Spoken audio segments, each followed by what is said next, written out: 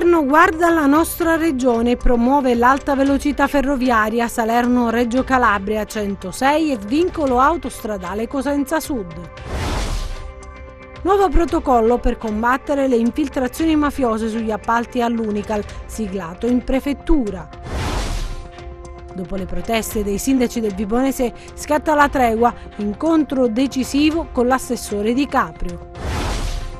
I sindaci Occhiuto e Manna scrivono alla presidente Santelli: autorizzi i bus elettrici per collegare il territorio. Partiti al lavoro per elaborare le strategie in vista delle elezioni amministrative a Reggio e Crotone. È finito in carcere con l'accusa di bancarotta fraudolenta un ex titolare di studio medico a Catanzaro. Buonasera dalla redazione di Teleuropa Network e ben ritrovati a questa nuova edizione in diretta del nostro telegiornale. Lo avete visto dai titoli: l'alta velocità sulla linea Salerno-Reggio Calabria e la statale 106 Ionica sono due delle 130 opere strategiche individuate dal MIT e inserite nell'elenco approvato dal Consiglio dei Ministri. Lo ha annunciato il Premier Conte in conferenza stampa. Il Presidente del Consiglio ha parlato anche di procedure veloci al riparo da appetiti criminali. Ieri in Consiglio dei Ministri abbiamo anche approvato l'elenco di 130 opere strategiche Italia Veloce. Nell'Italia Veloce, immaginata dal Premier Conte, c'è anche una Calabria Veloce, quella che viaggerà sulla linea Salerno-Reggio Calabria sulla 106 Ionica, due delle 130 opere strategiche individuate specificamente dal MIT e inserite nell'elenco approvato dal Consiglio dei Ministri. Alta velocità di rete Salerno-Reggio Calabria, alta velocità di rete Palermo-Catania-Messina che va in gara già quest'estate, alta velocità Pescara-Roma e Pescara-Bari, alta velocità ancora Genova-Ventimiglia, alta velocità Venezia-Trieste, la Gronda, la 106 Ionica. Le opere non si bloccheranno più, dice Conte, perché i procedimenti amministrativi saranno con sentenza breve e le stazioni appaltanti procederanno anche in presenza di contenzioso. Opere e investimenti al riparo della criminalità, assicura il Presidente del Consiglio. Noi vogliamo ancora più legalità, vogliamo ancora più trasparenza. Quindi saranno facilitati i protocolli di legalità presso gestiti dal Ministero dell'Interno contro gli appetiti criminali. Avremo procedure urgenti per il rilascio della certificazione antimafia attraverso la consultazione di ulteriori 81-82 banche dati che si aggiungono alle banche dati attualmente consultate. Quindi in sostanza il controllo ai fini della certificazione antimafia sarà più celere, a portata di clic, più pervasivo e abbiamo rafforzato quindi i presidi di legalità, controlli preventivi e incroci tra le banche dati, in modo da prevenire in modo ancora più rigoroso le infiltrazioni mafiose. E a proposito di infiltrazioni della criminalità organizzata proprio per contrastarla negli appalti all'Università della Calabria, questa mattina in prefettura a Cosenza è stato firmato dal prefetto Cinzia Guercio e dal rettore Nicola Leone un nuovo protocollo d'intesa.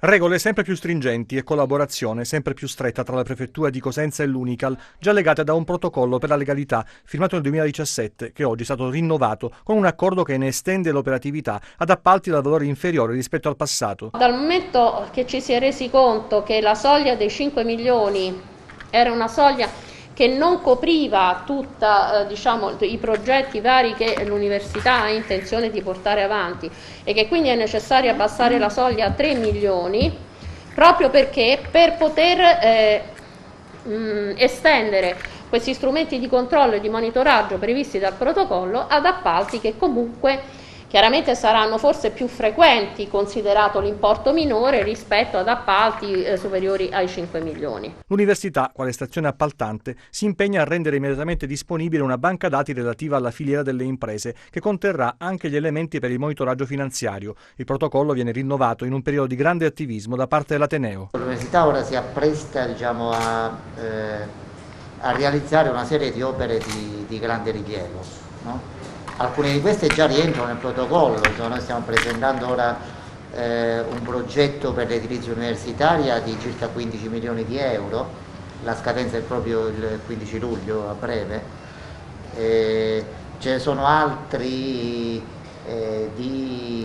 però per esempio di circa 4 milioni di euro per la sistemazione degli accessi, c'è la città dell'Aerosport, sono tanti i lavori che stiamo mettendo in cantiere. E su questo, quindi, con questo protocollo noi vogliamo innalzare ulteriormente il livello di guardia, il livello di sicurezza.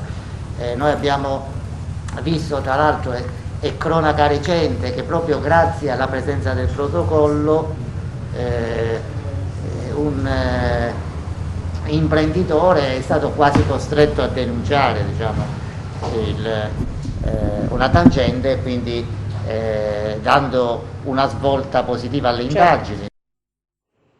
Parliamo adesso invece dell'emergenza rifiuti, perché dopo la protesta arriva la soluzione, tregua proprio sulla vertenza dei rifiuti nel Vibonese. Dopo l'incontro con l'assessore regionale all'ambiente De Caprio, i comuni potranno utilizzare la discarica di Alli per 20 giorni. È in tarda serata negli uffici della cittadella regionale di Germaneto che si trova l'intesa soluzione provvisoria, una tregua ma pur sempre un piccolo passo in avanti.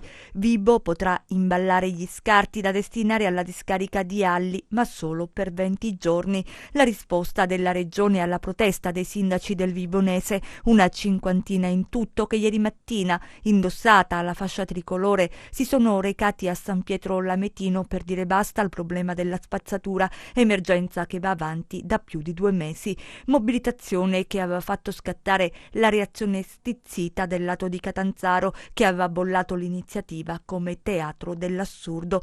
Tensione che era andata via via alimentandosi nel corso della giornata e che ha trovato la mediazione nella città capoluogo, dove i sindaci del Vibonese hanno incontrato l'assessore all'ambiente Sergio De Caprio, al quale hanno spiegato preoccupazioni e timori e ribadito ciò che avevano detto ai nostri microfoni: il territorio ha bisogno di dignità. Capitano Ultimo ha diramato una matassa complicata e lasciato intendere l'inutilità di una guerra tra poveri. Il sistema è congestionato, ha detto, e l'ultima ordinanza regionale, quella che prevede di portare i rifiuti fuori regione, va nella direzione di decongestionare tutti gli impianti. De Caprio ha aggiunto che i sindaci che vogliono chiudere le loro discariche avranno il sostegno della regione, perché l'obiettivo è proprio questo. Resta caldo anche il fronte cosentino, dove Calabria Maceri ha deciso di instaurare un rapporto diretto con i comuni, inviando una lettera ai sindaci. Si tratta di una proposta contrattuale, di fatto bypassando l'Ato, che non l'ha presa bene e ha chiesto un incontro alla regione. Intanto il problema resta. A Cosenza e Rende si punta sui bus elettrici e chiedono alla Regione la fornitura di questi mezzi. Una lunga lettera inviata da parte dei sindaci Mario Occhiuto e Marcello Manna alla Presidente Santelli. Riprogettare la mobilità urbana a Cosenza rende Unical. I bus elettrici potrebbero sostituire la cosiddetta metropolitana leggera?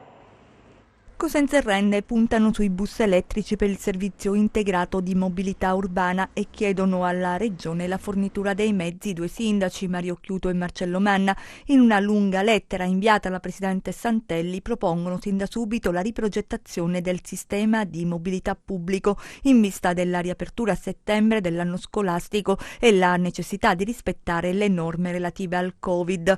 Le corsie preferenziali, i percorsi, gli orari, i turni di lavoro per la piena e completa operatività. L'esistenza dell'area urbana Cosenza-Rende, del resto, proseguono nella missiva, è stata ufficialmente riconosciuta dalla Regione Calabria già in base a quanto riportato dalle linee guida del piano regionale dei trasporti, nelle quali è detto che l'armatura urbana calabrese vede oggi come città più importanti Reggio Calabria, Catanzaro e la conurbazione Cosenza-Rende. Infine una richiesta urgente, ed è quella dell'istituzione della circolare veloce Cosenza-Rende Unical. Considerate, conclude la lettera, le risapute problematiche della metro leggera che riguardano il prolungamento della prevista durata dei lavori e i conseguenti disagi. Infine, i 2 sindaci sottolineano gli effetti benefici in termini di ecosostenibilità nell'utilizzo del mezzo pubblico al fine di diminuire l'inquinamento ambientale, anch'esso ritenuto un fattore di aumento del rischio rischio della persistenza e diffusione del virus Covid-19. Questi, devo dire, possono essere un primo passo per pensare anche al superamento del progetto della metropolitana leggera. Comunque è un servizio che serve, è un servizio che oggi possiamo pensare già di avviare sulla base di quella che era anche il progetto della metropolitana leggera, fatto con i bus elettrici e quant'altro, è un primo passo.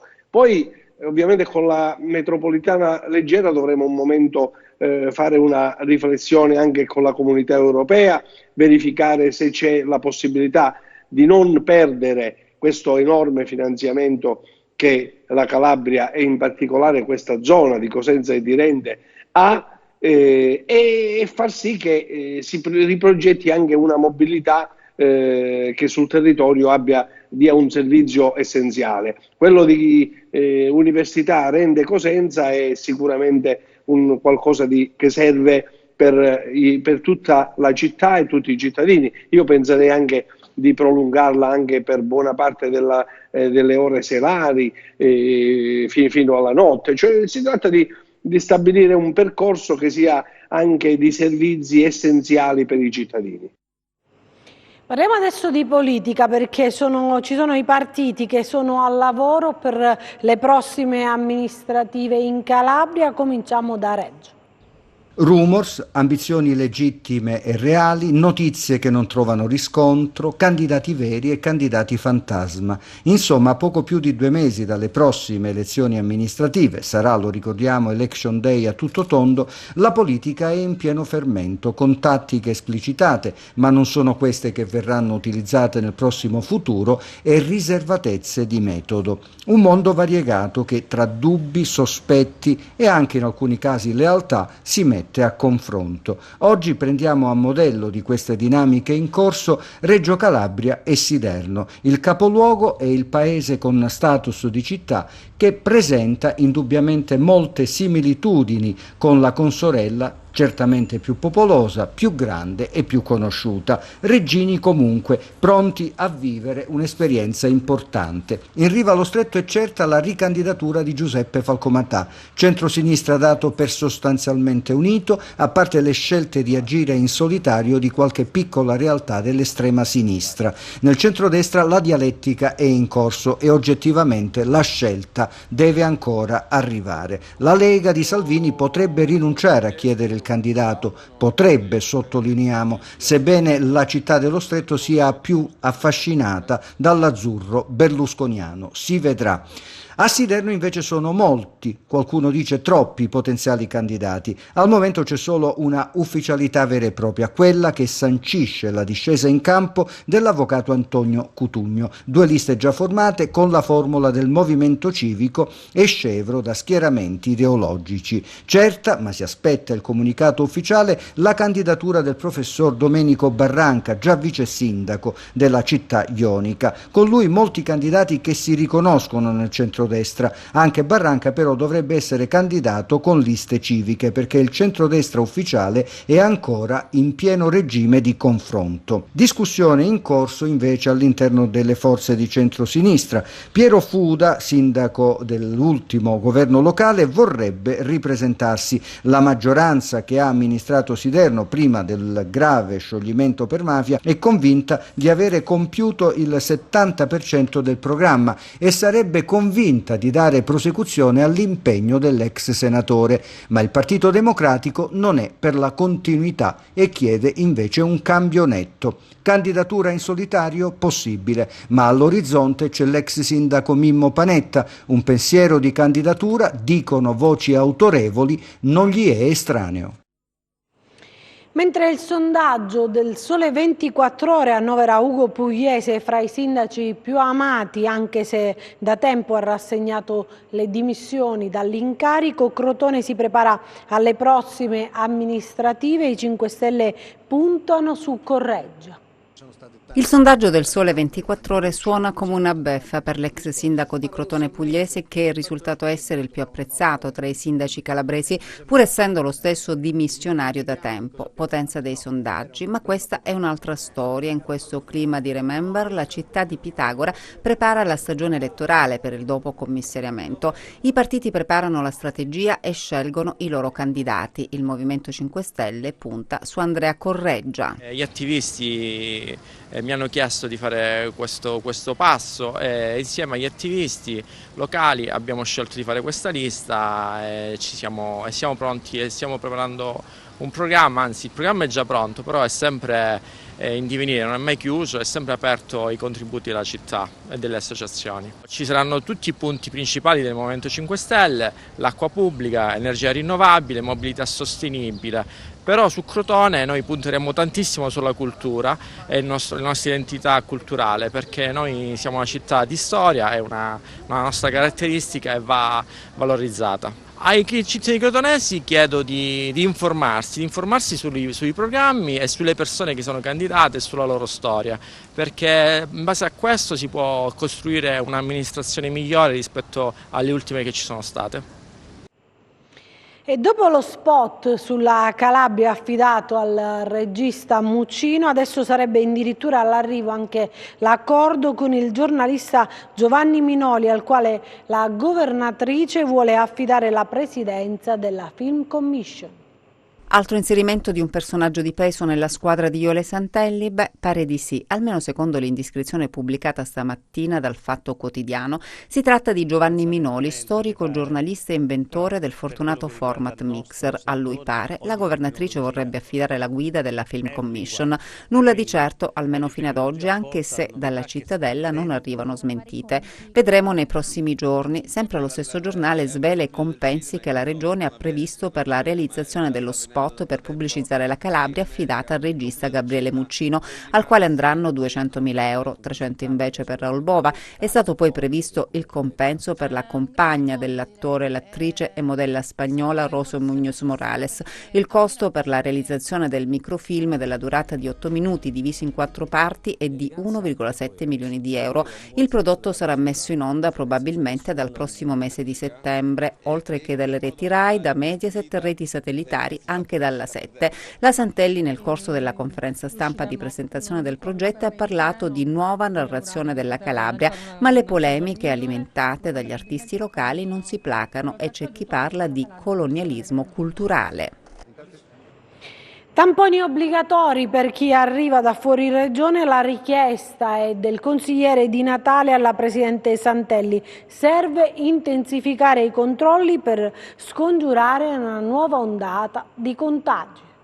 Chiede di reintrodurre la misura dei tamponi obbligatori per chi proviene da fuori regione il consigliere Graziano Di Natale, che sottolinea come la Calabria e i calabresi hanno vinto finora tante battaglie contro il coronavirus, ma la guerra ancora non è finita. Attraverso una lettera indirizzata alla Presidente Iole Santelli, Di Natale ha prospettato la necessità di ripristinare straordinarie misure di cautela sanitaria per garantire una stagione in sicurezza ai residenti e a quanti verranno in Calabria. I nuovi dati sui contagi, dice Di Natale, nella zona del Savuto e del Tirreno Cosentino confermano l'esigenza attuale di un adeguato controllo dei flussi di persone in arrivo nella nostra regione. Le ultime vicende, sottolinea ancora il consigliere regionale, lasciano trasparire le criticità del sistema e l'opportunità di intensificare la prevenzione al fine di scongiurare ulteriori contagi. Urgono attività di monitoraggio, ma soprattutto urgono decisioni importanti su misure di prevenzione che reintroducano l'obbligatorietà dei tamponi rinofaringei per le persone che giungono nella nostra regione. Con la mia lettera alla Presidente Santelli, scrive ancora Di Natale, ho proposto inoltre di intensificare i controlli al fine di far rispettare il divieto di assembramento di persone in luoghi pubblici o aperti al pubblico.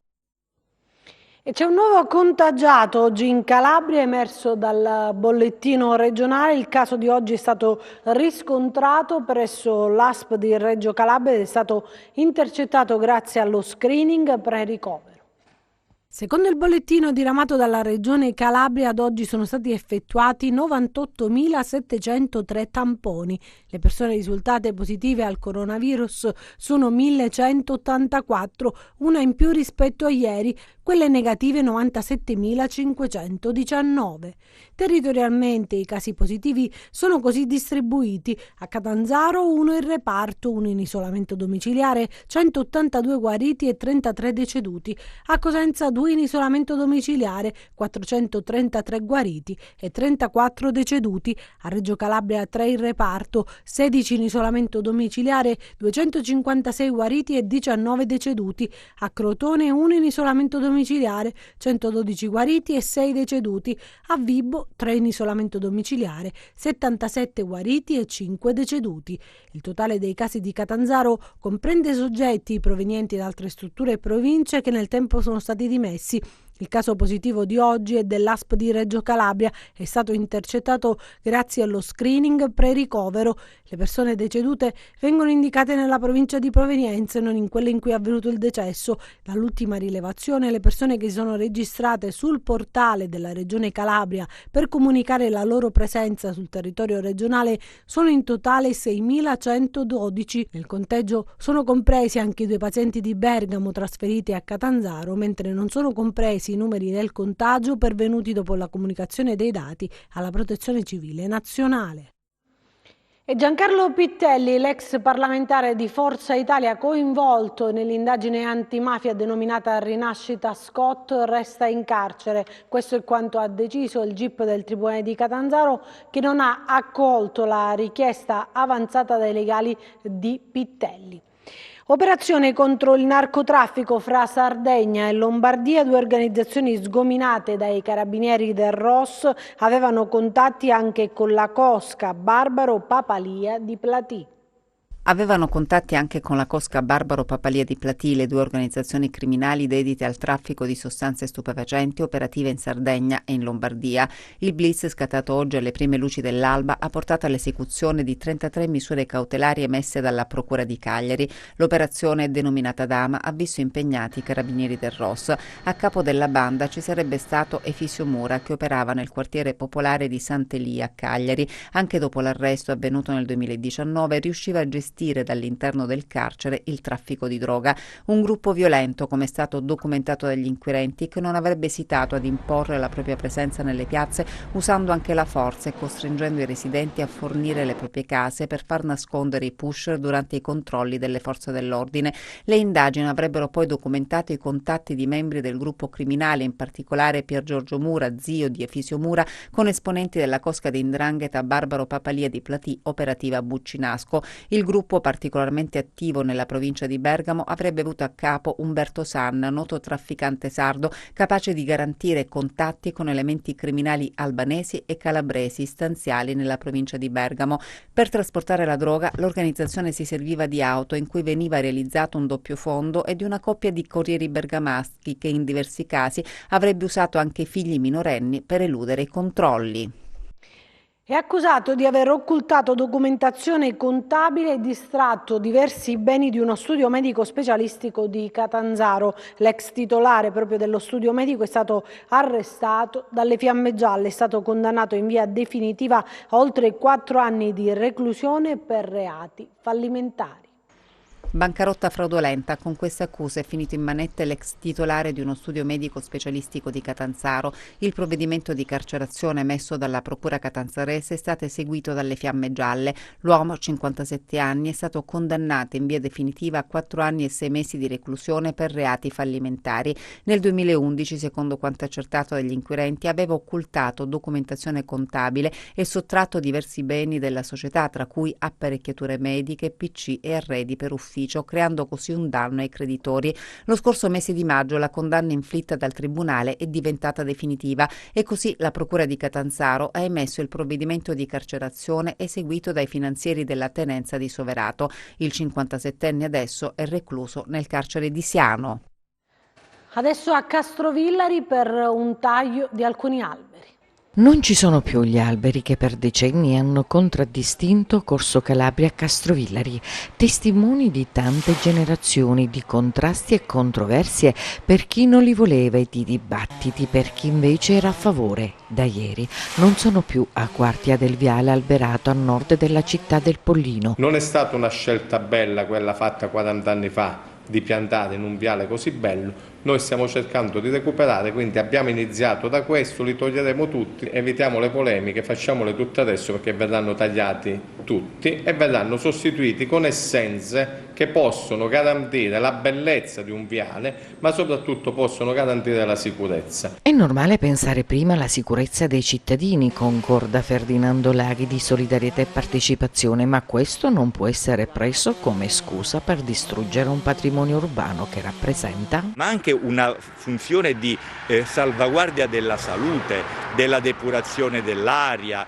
dell'accoglienza all'avifauna, della cessione di ossigeno, dell'assorbimento di sostanze inquinanti, tossiche e cancerogene che si trovano nella città e infine, ma non certo da ultimo, nella mitigazione del caldo e dei colpi di calore che in città sono più frequenti che fuori città. Prima la sicurezza dei cittadini, poi nell'istante in cui togliamo un albero e non viene ripristinato, qualcuno mi dirà effettivamente avete sbagliato, ma noi ne mettiamo più di quanti ne abbiamo tolti. Ovviamente io sono contrario al taglio immediato e dopo si vede.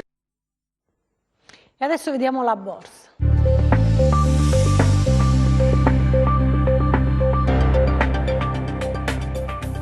Seduta in calo per le borse europee. I mercati scontano ancora i timori legati alla diffusione della pandemia, che continua a registrare numeri preoccupanti soprattutto in alcuni stati americani, ma anche in Australia e in India. A ciò si aggiungono le nuove stime per l'economia dell'Eurozona pubblicate dalla Commissione UE, che prevedono per il 2020 una contrazione dell'8,7% e per l'Italia è atteso addirittura un meno 11,2%. Inoltre l'OCSE ha reso noto che, nello scenario migliore, l'occupazione dovrebbe diminuire del 4,1% nel 2020 e crescere dell'1,6% nel 2021, con un tasso di disoccupazione nei paesi industrializzati del 9,4% entro fine 2020 e del 7,7% nel 2021. Il FTSE/MIB termina poco mosso a meno 0,1%, in rosso anche il FTSE 100 di Londra a meno 1,5%, l'Ibex 35 di Madrid a meno 1,3%, il DAX di Francoforte a meno 0,9% e il CAC 40 di Parigi a meno 0,7%. Oltreoceano viaggiano contrastati il Dow Jones a meno 0,7%, l'S&P 500 a meno 0,1% e il Nasdaq a più 0,5%. Sul Forex l'euro-dollaro si attesta a 1,13, mentre il cambio tra biglietto verde e yen viaggia in area 107,6. Tra le materie prime avanzano lievemente le quotazioni del greggio, con il Brent a più 0,5% a $43,3 e il WTI a più 0,3% a $40,7 al barile. Sull'obbligazionario lo spread BTP Bund si riduce lievemente a 164 punti base, con il rendimento del decennale italiano all'1,21%. Tornando a Piazza Affari, tra le big cap gli acquisti premiano soprattutto di Asorin e Moncler a più 2,2% e Prysmian a più 2,1%, mentre chiude in coda al FTSE/MIB Telecom Italia a meno 3,2%. Grazie e buon proseguimento di serata!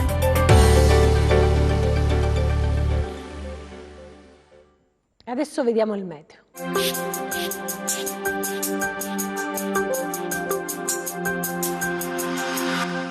Archiviata la fase instabile che ha interessato la nostra regione nel corso del weekend e nella giornata di lunedì, nelle prossime ore si avvertirà un deciso miglioramento delle condizioni meteo, favorito dall'allungarsi da ovest verso l'Italia dell'anticiclone che garantirà una fase stabile per diversi giorni. Le temperature subiranno un lento e progressivo aumento che nel prossimo fine settimana risulteranno di qualche grado al di sopra delle medie stagionali. Domani cielo generalmente sereno o poco nuvoloso. Nel corso della giornata aumento della nuvolosità a ridosso dei rilievi, ma senza fenomeni degni di nota. Temperature in leggero aumento. Passiamo a mari e venti. Domani mosso il Mar Tirreno con venti di direzione occidentale. Poco mosso il Mar Ionio con ventilazione dei quadranti settentrionali. Prima di salutarci vi ricordo il nostro sito web www.meteoincalabria.com e la nostra pagina Facebook Meteo in Calabria. Bene, anche per noi è tutto, io mi fermo qui, grazie per averci seguito e buon proseguimento con i nostri programmi, arrivederci.